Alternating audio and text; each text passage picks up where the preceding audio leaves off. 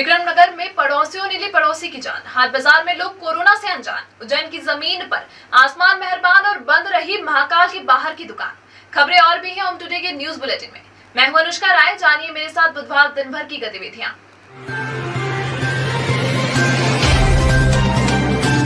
Corona संक्रमण की दूसरी लहर के थम जाने के बाद जिला प्रशासन अब एक के बाद कई तरह की छूट जारी करता जा रहा है।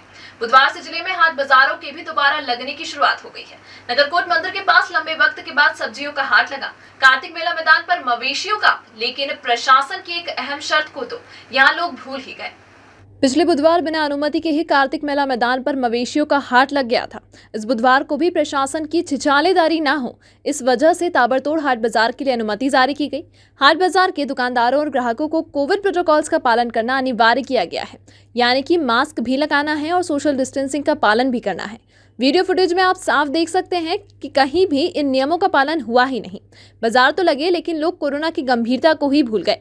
हाट बाजार की सबसे अनिवार्य शर्त का न कार्तिक मेला मैदान पर अमल हुआ, ना ही नगरकोट माता मंदिर क्षेत्र में। पहले तो ऑटो चलाते थे, जब से लॉकडाउन हुआ है तो ऑटो चल नहीं रही है, पत्ती बेच रहे हैं। अब ये परमिशन दी है गवर्नमेंट ने हाट बाजार खोलने की, तो उससे लोगों का धंधा बढ़ेगा, हमारा रोजगार चलेगा। पर्यटक आएंगे, मंदिरों में आएंगे, मस्जिदों में आएंगे, तो सारी जगह भीड़ होगी, तो हमारे रोजगार भी निकलेगा। अब रोजगार तो बिल्कुल ठप हो चुका है, ऑटो चल नहीं रही है 2 साल से। तो पत्ती बेच के जैसे तैसे मजदूरी, बच्चे बहुत छोटे हैं, कर रहे हैं गुजारा। अब मोदी जी को अगर कोई चाहे तो कोई गरीबों के हक में कोई योजना निकालें। गरीबों का जो नुकसान हुआ है, पूंजीपति तो ठीक है, मांगी मही, उससे कोई फर्क नहीं पड़ा। छोटे व्यापारियों को, हमारे जैसे मजदूरों को 4 दिन का लॉकडाउन हो गया, तो हम खाएँ कहाँ से, लाएँ कहाँ से? ये जरा से बच्चे हैं हमारे, पत्ती बेचते फिर रहे हैं, पत्ती उगा के इनको देना पत्ती बेचने के।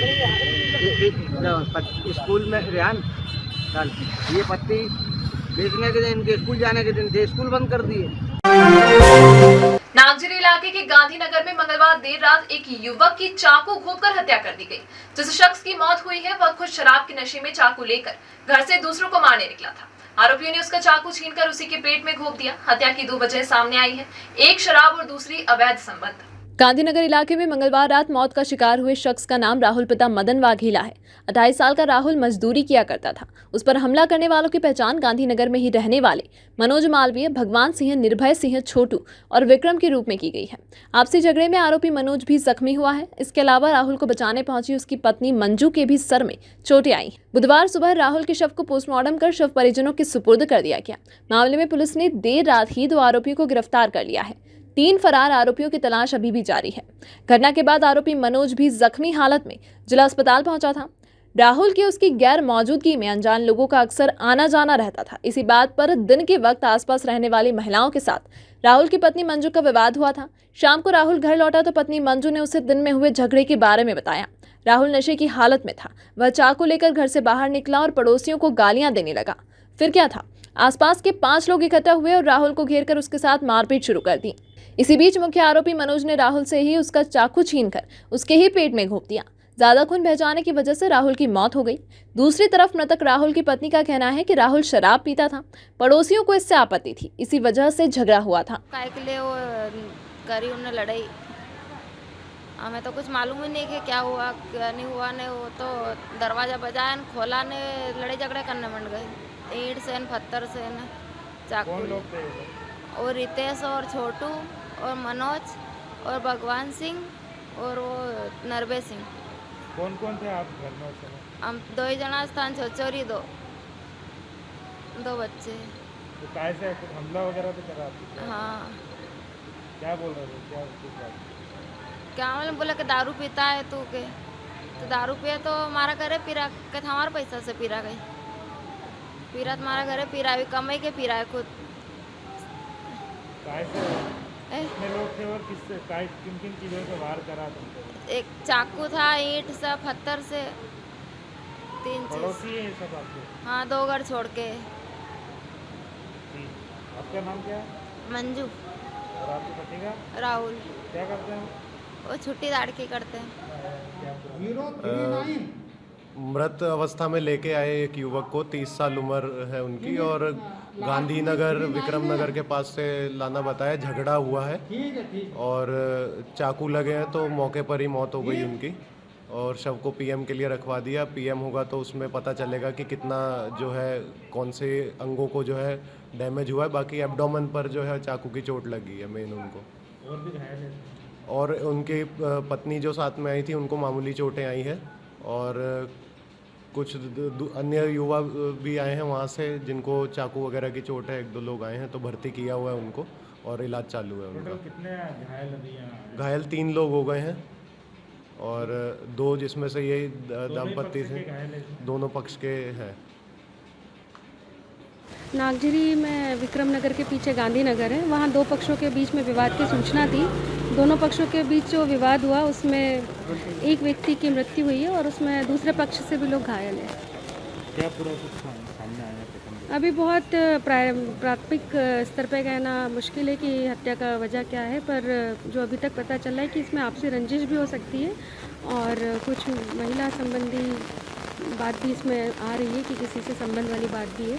आरोपी है 4 से 5 आरोपी है, उसमें कुछ के नाम अभी आ गए। कितने घायल है अभी टोटल? घायल अभी फिलहाल एक ही है जो यहाँ पे जिला अस्पताल में भर्ती है और मृतक जो है वो गई। महाराजवाड़ा स्कूल क्षेत्र के पास की शकीब बाग बस्ती हटा दिए जाने के बाद अब प्रशासन का अगला टारगेट महाकालेश्वर मंदिर के सामने वाले हिस्से के मकानों को 70 मीटर दूरी तक अधिग्रहित करना है। प्रशासनिक कार्रवाई अपनी जगह जारी है लेकिन विरोध भी बरकरार है। बुधवार को महाकालेश्वर मंदिर क्षेत्र के सामने वाले हिस्से में रहने वाले लोगों और दुकानदारों ने सांकेतिक हड़ताल की। मंदिर क्षेत्र में पूरे दिन गुमटी से लेकर बड़ी दुकानें तक सभी प्रतिष्ठान बंद रखे गए। सुबह इलाके के लोग 2 पहिया वाहनों पर सवार होकर शहर के अलग अलग मंदिरों में भी पहुंचे और भगवान से प्रशासनिक अधिकारियों को सद्बुद्धि प्रदान करने की प्रार्थना की। मंदिर क्षेत्र में 70 मीटर जमीन अधिग्रहण का खाका लगभग तैयार है, सर्वे भी पूरा हो चुका है। कलेक्टर कार्यालय से अधिग्रहण की अधिसूचना जारी होने और मुआवजा राशि का इंतजाम हो जाने के साथ ही मकानों को तोड़ने की कार्रवाई शुरू कर दी जाएगी। फिलहाल तो प्रशासन को हर रोज नए विरोध का सामना करना पड़ रहा है। महंगाई ने एनएसयूआई को ऑक्सीजन देने का काम किया है। कभी सबसे ज्यादा सदस्यों वाला यह छात्र संगठन अपने शहर में अपने अस्तित्व की लड़ाई लड़ रहा है। कॉलेज बंद है, छात्र राजनीति में ज्यादा कुछ करने को नहीं है, लिहाजा अब एनएसयूआई ने महंगाई का मुद्दा उठाने का प्रयास किया है। एनएसयूआई के सदस्यों ने बुधवार दोपहर शहीद पार्क से टावर चौक के बीच विरोध मार्च निकाला।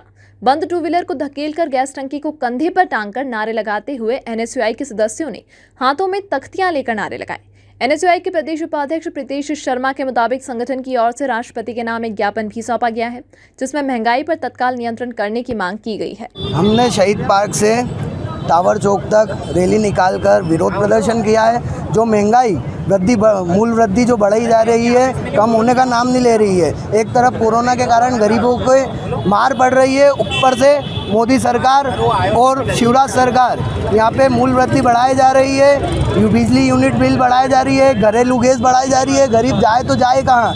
उसके विरोध में आज हमारे प्रदेश भर में एनएसयूआई ने आंदोलन करा है। साथ साथ हमने भी उज्जैन से शहीद पार्क से लेकर टावर तक एक रैली के मात्र में आकर यहाँ पे विरोध प्रदर्शन करा है।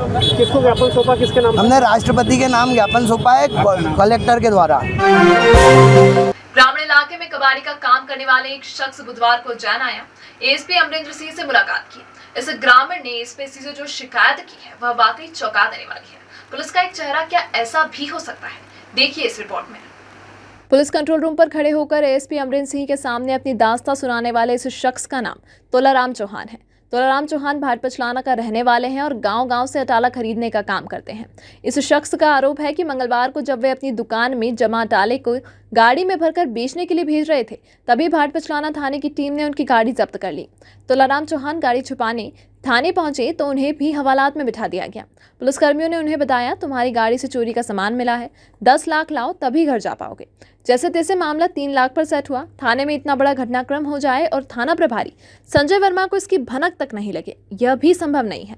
हालांकि इस मामले में ना तो थाना प्रभारी ने अपना पक्ष रखा है, ना ही पुलिस के दूसरे किसी अधिकारी ने सफाई दी है। मामला अभी जांच में है। और भाटपलाना पुलिस बिना शिकायत के आके नाम हमारी गाड़ी भरते हुए रात के 11:30-12 बजे लेकिन थाने पे चले गए। वो वहाँ डरा धमकाया हमें और रात भर लोगों को थाने में रखा। जिसके बाद सुबह हमसे 3.5 लाख रुपए लिए उन्होंने। 3 लाख रुपए लिए। 3 लाख रुपए लिए, जिसके बाद फिर गाड़ी छोड़ी उन्होंने स्क्रैप की। और घर से ले जाते समय हमसे 10 लाख रुपए मांगे थे उन्होंने। 10 लाख रुपए मांगे, थोड़ा तो तोड़ बट्टा करके ना हमने 3 लाख रुपए दिया उनको। किस बात के 3 लाख रुपए दिया? वो 3 लाख रुपए गाड़ी भरे थे कि तुम्हारी गाड़ी में चोरी का माल है ना, वो है ना, वो है ना, ऐसे करके ना मेरे से 3 लाख रुपए ले उन्होंने। अब क्या कह रहे हैं? अब क्या करें, हमें इंसाफ चाहिए और क्या पैसे चाहिए हमारे। आज क्या करा आपने? आज क्या किया आपने? शिकायत करी आपने, मैंने। देवास रोड नागझीरी की पार्श्वनाथ कॉलोनी 10 साल पहले बनी यह कॉलोनी जमीन के माफियाओं और नगर निगम अधिकारियों के गठजोड़ का एक ऐसा उदाहरण है जिसने यहाँ रहने वाले लोगों की जिंदगी बदतर बना दी है।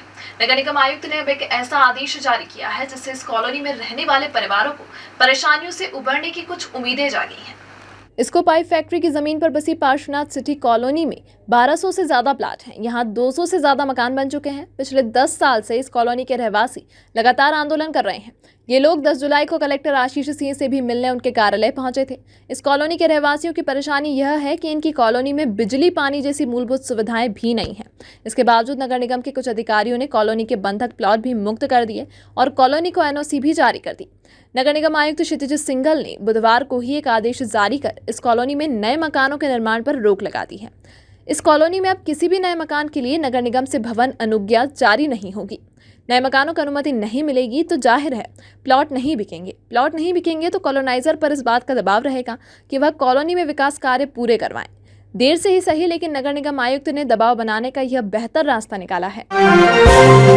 तो सबसे आखिर में बात करते हैं मौसम और बरसात की। बुधवार को दिन के वक्त शहर में बेहतर बरसात हुई। शाम 5 बजे तक की मौसम विभाग की रीडिंग बताती है कि दोपहर के वक्त शहर में 16 मिलीमीटर बरसात दर्ज की गई है।